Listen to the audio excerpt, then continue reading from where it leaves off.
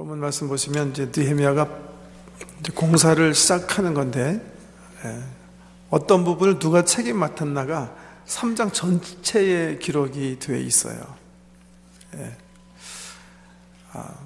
성벽 건사, 성벽 중축, 정수하는 일, 보수하는 일, 혼자 할 수 있는 일 아니죠. 그러니까 같이 함께 한 사람들의 이름을 이제 기록했는데, 이 말씀을 이 전체 관점에서 보면 느헤미야의 리더십 가운데 한 중요한 부분을 또 보여주는 거다 이렇게 볼 수가 있어요. 왜냐하면 4장 이하에 보면 성벽을 건축하는 본격적인 일들, 부닥친 문제점, 외부 공격, 또 내적인 문제들, 여러 가지 경험했던 아픔들, 이런 것들을 쭉 기술해 나가는데, 그런 거 하기 전에 느헤미야가 이게 고국에 돌아가서 나중에 자기가 다 한 일을 이렇게 거꾸로 생각하면서 쓰는 회고록의 관점에서 제일 먼저 자기와 함께 그 일을 감당한 사람들의 이름을 자세하게, 어떤 부분 누가 감당했는지 이렇게 쓰고 있는 거예요. 오늘 이제 한 반 정도만 우리가 읽었는데, 1장에서 5장까지 보면, 지금 화면 혹시 준비된 거 있나요? 자, 성벽, 그거 말고 또 다른 거, 성벽, 그거 없나요? 저 다음 주 건데, 다음 주에 하고요. 네, 괜찮습니다.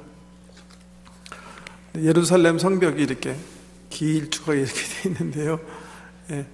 1절에서 5절은 북쪽 성벽, 맨 위에 이 북쪽 성벽 건축한 그 부분, 크게 그러니까 네 부분이죠. 성이 이제 길쭉하게 네 부분으로 되어 있다면 북쪽, 그 다음에 동쪽, 서쪽, 남쪽 이렇게 되겠는데, 이 북쪽 건설한 사람들의 이름들을 기록하고 있는 거예요. 1절 한번 다시 볼까요? 그때 대제사장 엘리야십이 그의 형제 제사장들과 함께 일어나 양문을 건축하여 성별하고 문짝을 달고 또 성벽을 건축하여 한메아 망대에서부터 하나넬 망대까지 성별하였다. 제사장이니까 뭘 맡긴 것 같아요? 양문은 뭐 하는 데죠? 제사 안에 양이 들어오는 문이에요.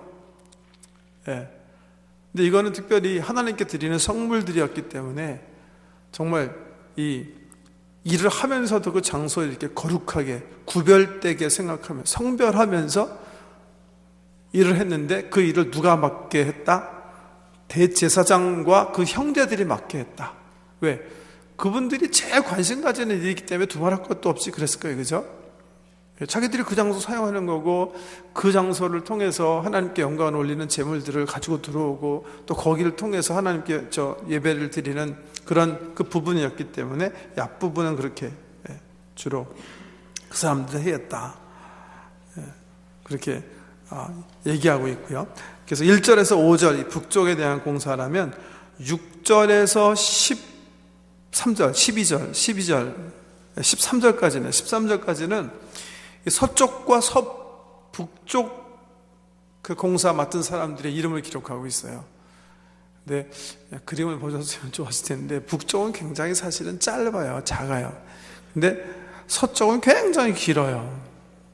그 일을 이 사람들이 맡았다 이렇게 했는데, 이렇게 보면 여기 이제 사람의 이름 나오는 것 가운데 좀 특징 있는 게 8절에 보면, 그 다음은 금장색 하랴의 아들 우시 아들이 중수하였고, 그 다음은 향품 장사 하냐냐 등이 중수했다. 왜냐하면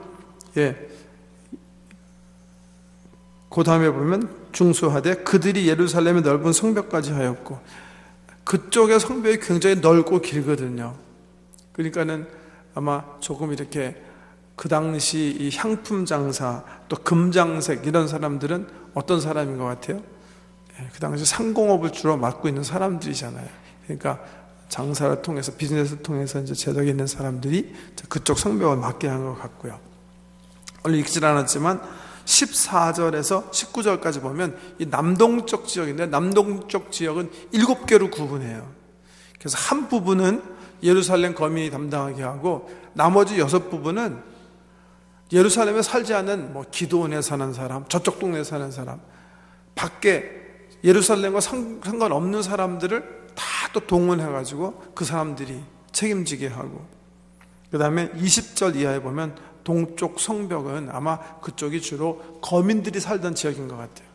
그래서 이 동쪽 성벽은 그 지역에 사는 사람들이 바로 자기 앞에 있는 그 성벽을 맡아 그 공사하도록 아주 이렇게 조직적으로요. 얼마나 짧은 시간에 이걸 조직했는지 모르겠지만 정말 52일 동안 공사해서 맞춰줄 정도로 아주 철저한 조직, 그 분담, 위임을 통해서 느헤미야가 이 일을 감당했다는 겁니다. 우리가 느헤미야서를요 효율적인 리더십, 성경적 리더십의 관점에서 살펴보고 있는데요.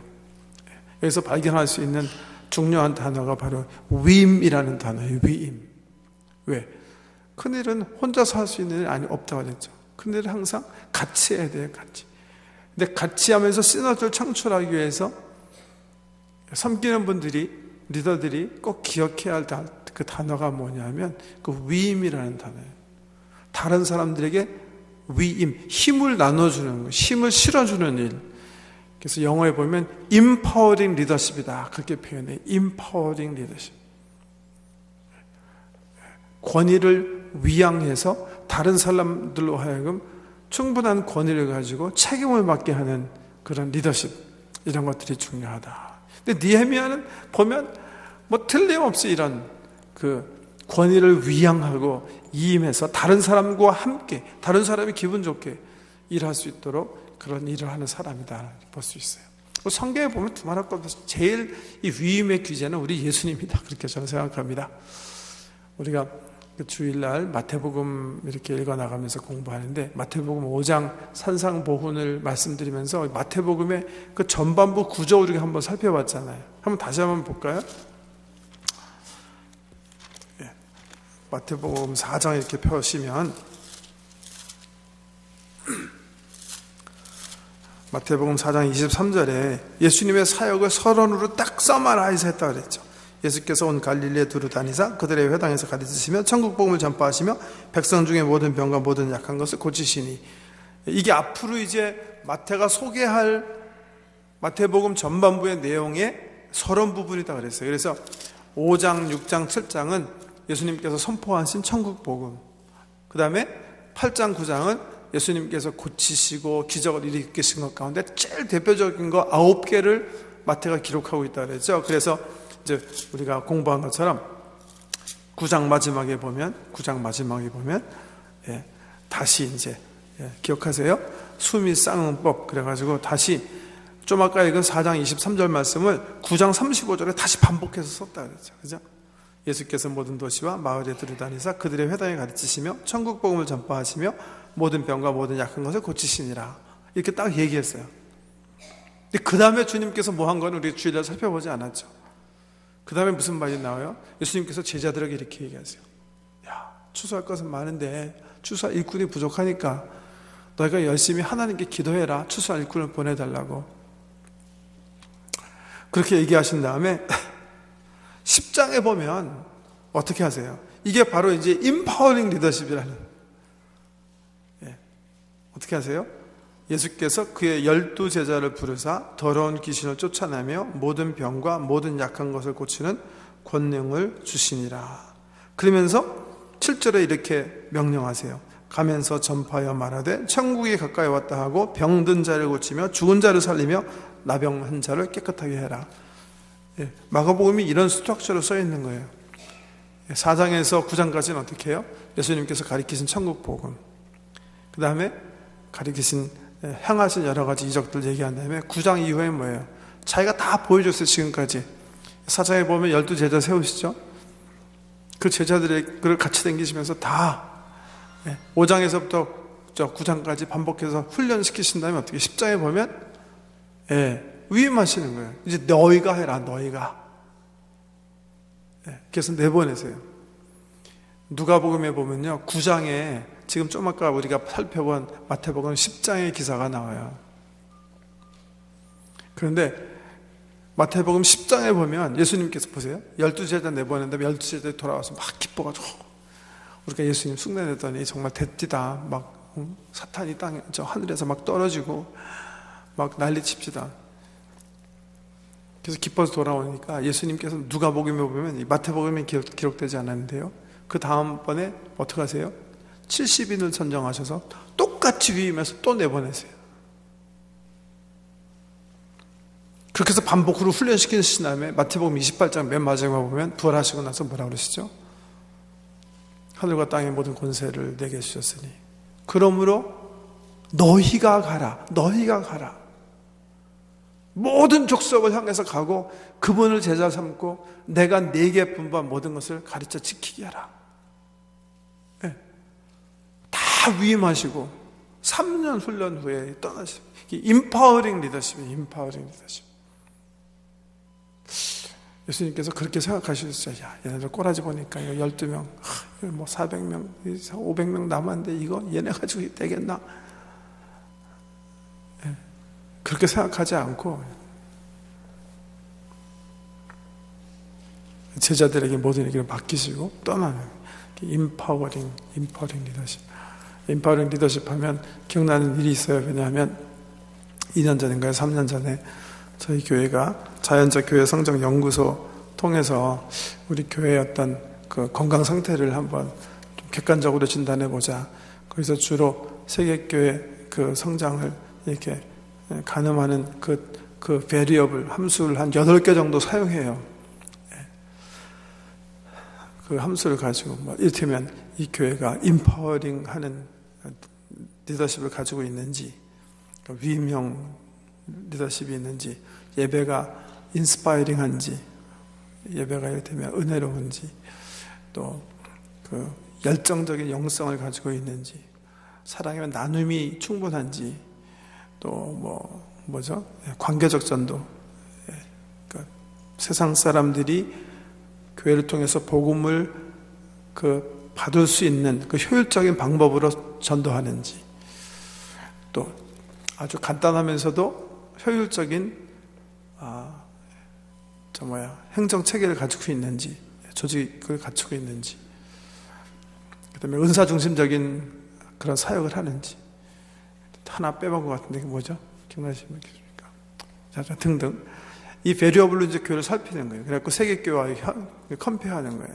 우리 교회가 어느 정도, 어느 부분이 약하고 어느 부분이 강하고 대충 어느 부분에 있는가. 네.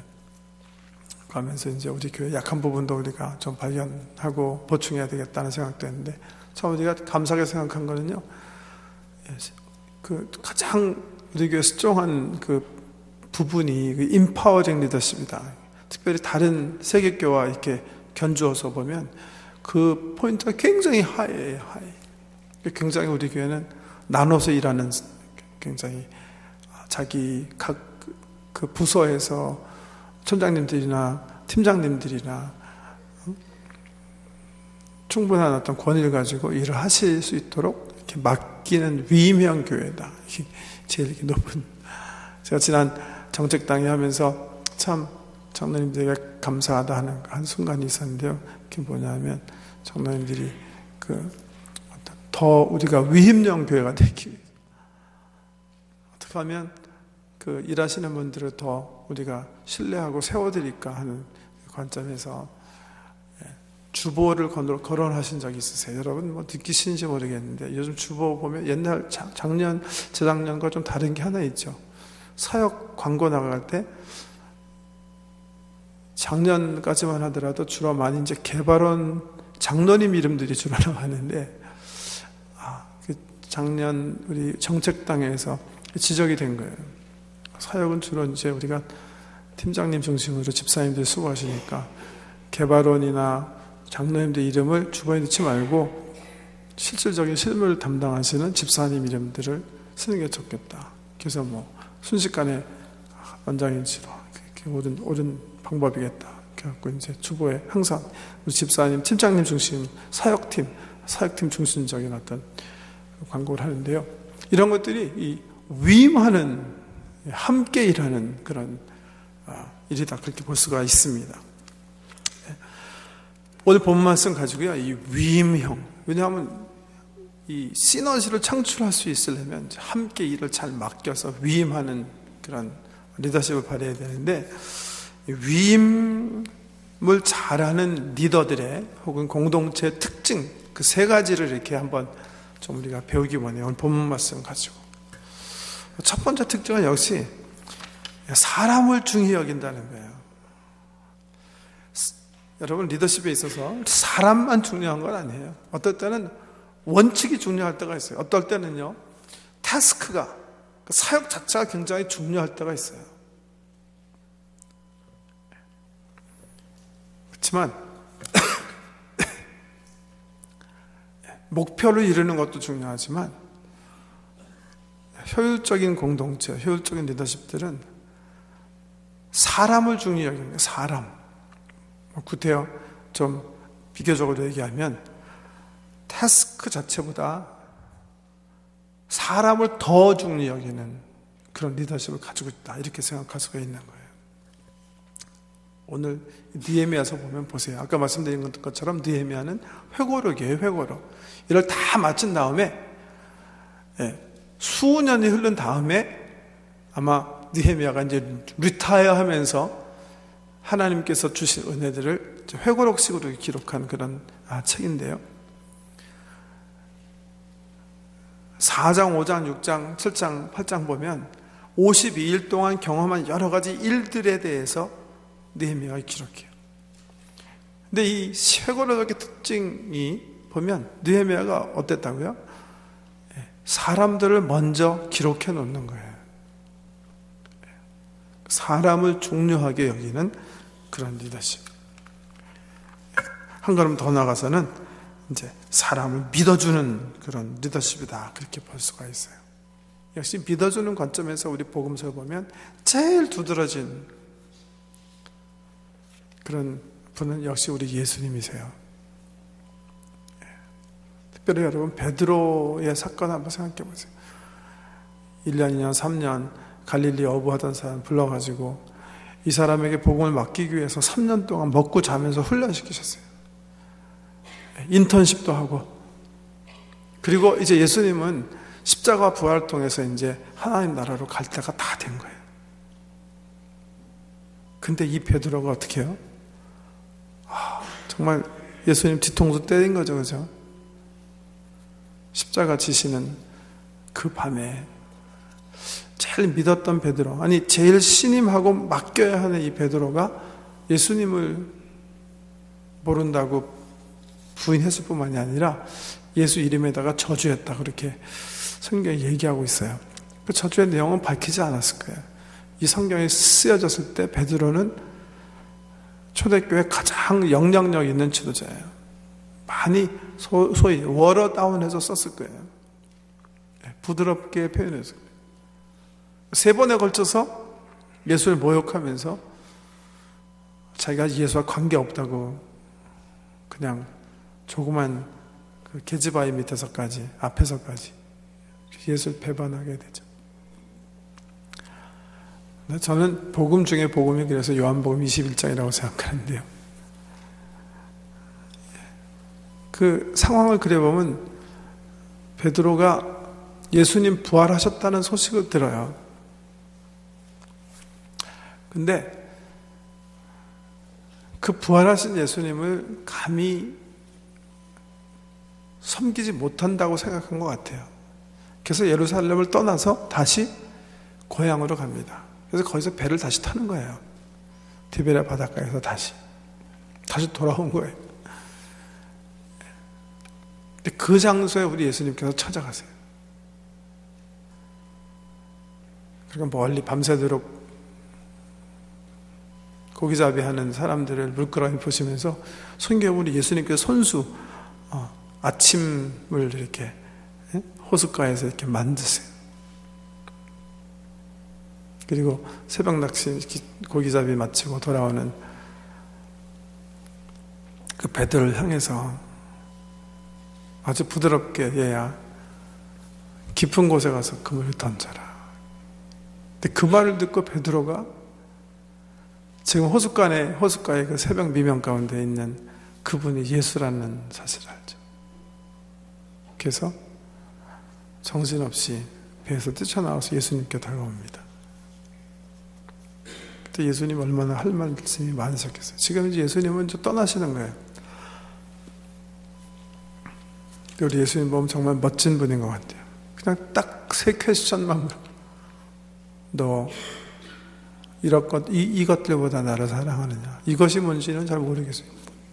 이것들보다 나를 사랑하느냐? 내가 주님 사랑하시는지 주님 아십니다. 너 나를 사랑하느냐? 네, 내가 주님 사랑합니다. 그래, 그러면 내 양을 내가 쳐라. 내가 나를 사랑하느냐? 네, 내가 주님 사랑합니다. 그러면 내 목회 내가 해라. 그냥 정말 이 베드로 이거 보면 정말 글쎄요, 속마음으로 정말 하고 싶은 마음이 많으셨을까요? 너도 사람이냐 이 자식아. 응? 내가 3년 동안 그렇게 공을 들였는데 네가 딴 사람은 모르더라도 네가 정말 그럴 수가 있느냐? 정말 하실 말 많으셨겠지만 그 말을 안 하세요. 저는 그게 참 어메이징한 것 같아요. 어떻게 한 말 할 수 있을까? 네. 부모님들도 이렇게 하시면 정말 자식 잘 키울 것 같아요. 저는 그렇게 잘 못해요. 반드시 일러줘야지 제가 잠을 잘 수 있기 때문에 무엇이 잘못했는지 이렇게 쿨하게 그냥 그래 그럴 수 있지. 그렇지만 너는 참 훌륭한 사람이다. 너는 내가 하던 일 더 잘할 수 있다. 내가 해라. 이렇게 키웠으면 얼마나 우리 자녀들이 잘 됐을까. 그런 생각을 제가 이 사건 앞에서 해보는데요. 정말 우리 예수님은 정말 멋있는 분이에요. 천방지축 베드로에게 다른 말 하지 않고 Yes, you can. I know you can. It's all yours. You take it. 위임입니다, 위임. 정말 대단하신 주님. 그러고 그냥 가셨어요. 그런 주님이니까 베드로가 어떻게 해요? 이제는 죽는 거예요. 자기 맨 바닥에 있을 때 자기를 믿고 픽업해준. 그러니까 사실은 그때 예수님이 너는 안 되겠다 가라. 그럼 그냥 끝장난 거예요. 베드로는 끝이죠. 무슨 할 말이 있겠습니까? 근데 예수님께서는 아무도 이제는 따르지 않을 그 사람께 픽업해가지고 You are it. 그러니까 베드로가 어떻게 해요? 이제 목숨을 거는 거예요, 예수한테. 그래서 결국 생명을 드리죠. 권한 2항인데요. 사람을 믿는다. 굉장히 중요한 특징이에요. 우리 부모님들이 그 집에서도 굉장히 아주 정말 이렇게 유념하고 가슴에 둬야 할 중요한 그 가장으로서의 원칙들입니다. 믿어야 해요. 사람을 믿어줘야 돼요. 남편은 아내를 믿어줘야 돼요. 아내는 남편을 믿어야 돼요. 부모님들은 자녀를 믿어야 돼요. 또 자녀들도 부모님을 믿어야 돼요. 사람을 믿어주는 거예요. 이게 정말 중요한 거예요. 이게 위임을 잘하는 사람의 첫 번째 특징이에요. 두 번째는요, 위임 리더십의 중요한 특징을 본문 말씀에 보면 은사 중심적인 사역 원칙을 지켜요. 아까 우리가 살핀 대로 느헤미야 보세요. 얼마나 아주 지혜롭게 일을 맡겨요. 제사장들에게는 대제사장과 그 그룹들에게는 양문을 맡기는 거예요. 제덕에 있는 사람들한테는 충분히 자기 재력으로 하나님을 섬길 수 있게 서쪽 긴 벽들을 책임 맡기는 거예요. 자기 앞에 옹기종기 모여서 예루살렘에 가난한 사람들은 경제적으로 부여하지 못한 사람들에게는 자기 앞에 보이는 앞에 성벽들을 감당하게 하는 거예요.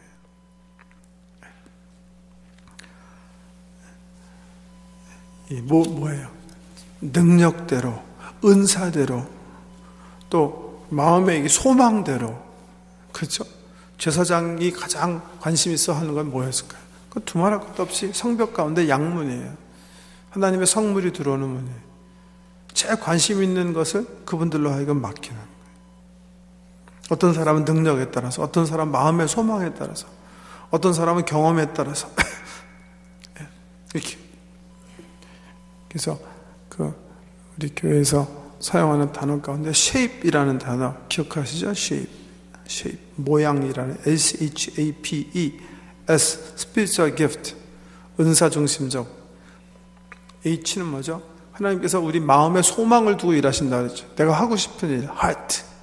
그 다음에 A는요, ability, 능력. P는 personality, 성품. E, experience. 이 5가지 원칙에 따라서 내 사역을 발견하자. 은사 중심적. 은사 중심적이 아닌 공동체는 우리 교회 관점에서 보면 어떤 중심이죠? 직분 중심적. 네. 우리 사회 단어 사용하면 관료 중심적. 은사는 없어요. 근데 직분을 받았기 때문에 그냥 하는 거예요. 그러니까 비효율적인 생산성이 떨어지는 거죠. 좀 과장을 하면 권사 됐으니까 매주 솔로 해야 되는 거다. 그런 공동체는 효율적인 생산성 있게 하나님의 나라 일을 감당할 수 없죠. 성경에 보면 하나님께서 주신 은사, 마음의 소망, 주께서 보여주시는 능력, 그 능력과 은사와 성품 이런 것들이 다 하나님께서 우리에게 주어주신 건데 다 각자 분량에 맞게 사역에 맞게 주어져 있다는데 그걸 다 무시하고 그냥 직임 중심. 나는 목사니까, 나는 장로니까, 나는 권사니까, 나는 집사니까, 나는 책임 맡은 사람이니까. 그렇게 은사랑은 전혀 상관없이, 성품과 상관없이, 능력과 상관없이, 경험과 상관없이, 마음에 하나님께서 주신 소망과 상관없이 아주 비성서적인 교회가 되는 겁니다. 사역 원칙에 준. 사회에서도 마찬가지죠. 한 사람이 정말 기쁨으로 자기 일을 효율적으로 감당하기 위해서 이 사람이 어떤 은사를 가진, 어떤 능력을 가졌는지, 뭐 하기 원하는지 이런 걸 다 보지 않습니까? 은사 중심적이어야 된다. 은사 중심적이어야 된다. 가정에서도 마찬가지죠. 우리 자녀들에게 지도할 때도 하나님께서 얘를 어떤 쉐입으로 하나님께서 얘를 창조하시는가 잘 보고 거기에 따라서 해주셔야 되는데 이거 완전히 그냥 다른 애가 저 학교 가면 저 학교 그 소문에 따라서 그냥 더 좀 심하게 과장을 하면 아이의 소망에 따라서가 아니라 거의 부모의 소망에 따라서. 성경에 그런 말이 없거든요. 부모가 원하는 게 뭔지 일단 그거 가지고 드라이브 하거나 그래서는 안 된다는 거죠. 은사 중심적이다. 기억하셔야 되고요. 마지막 3번째 우리가 지금 하고 있는 그 틀이 뭐예요? 위임을 잘하는 리더십, 위임을 잘하는 공동체의 특징, 지금 우리 3가지 얘기하는 건데요. 첫 번째 뭐라 그랬어요? 사람을 잘 신뢰한다. 사람 중심적인 사람을 믿어준다. 두 번째 뭐라고요? 쉐입에 따라서 은사 중심적이다. 은사 중심적 배치.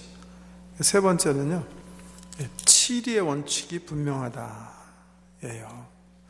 여기 아까 읽을 때 좀 느끼신 거 하나 있을지 모르겠는데, 첫째, 회고록적인 관점에서 그 성벽 역사에 수고하신 분들의 이름을 자세하게 기록하잖아요. 왜? 이분들이 수고하신 분이니까, 칭찬받아야 되는 분들이니까, 상 받아야 되는 분들이니까 적는 거예요.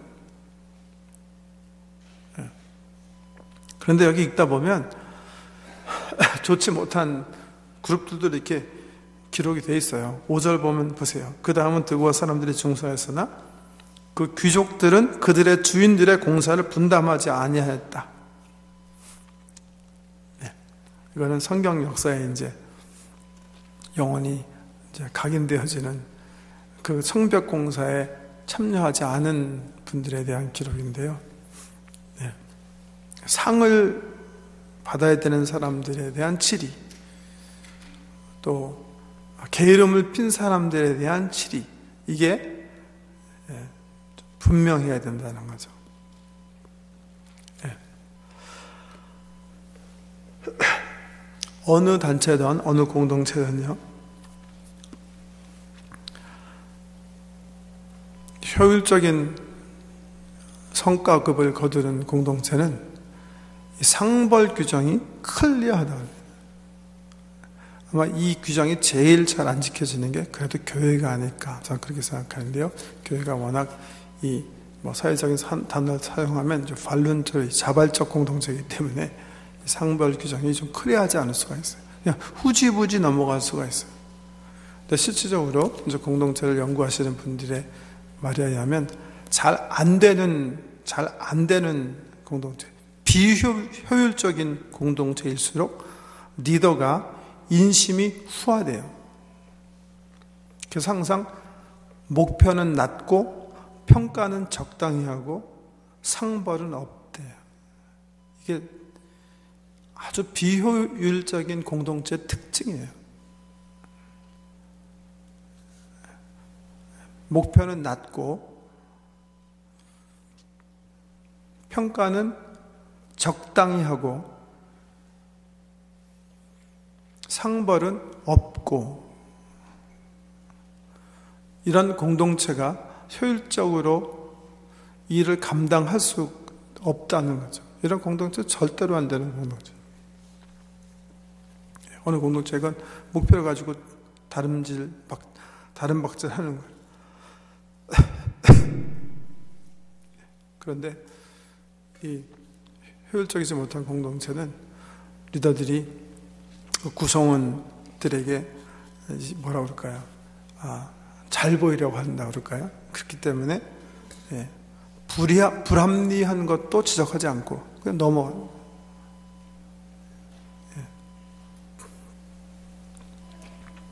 후한 것 같지만 목표에 이르지 못하는 그런 유명무실한 그런 공동체가 된다는 겁니다.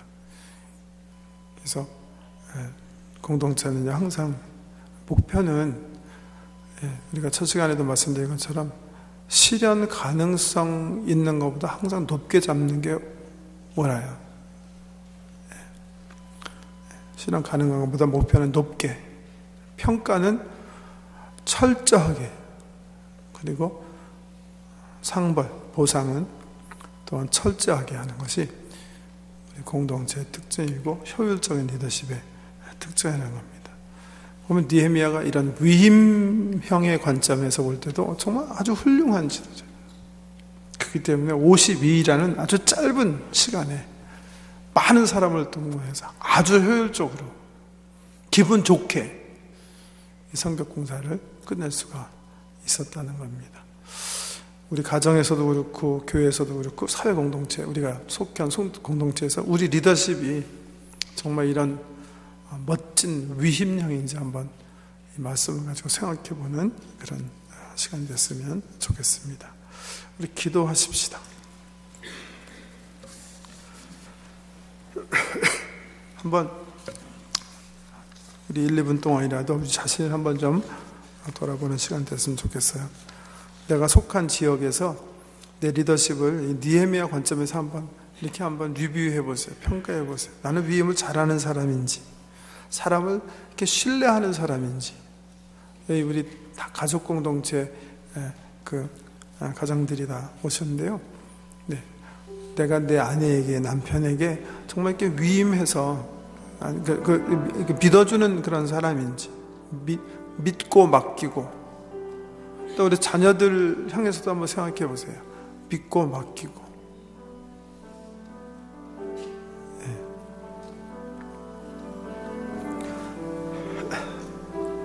중요한 단어입니다. 위임, 믿고 맡기는. 네.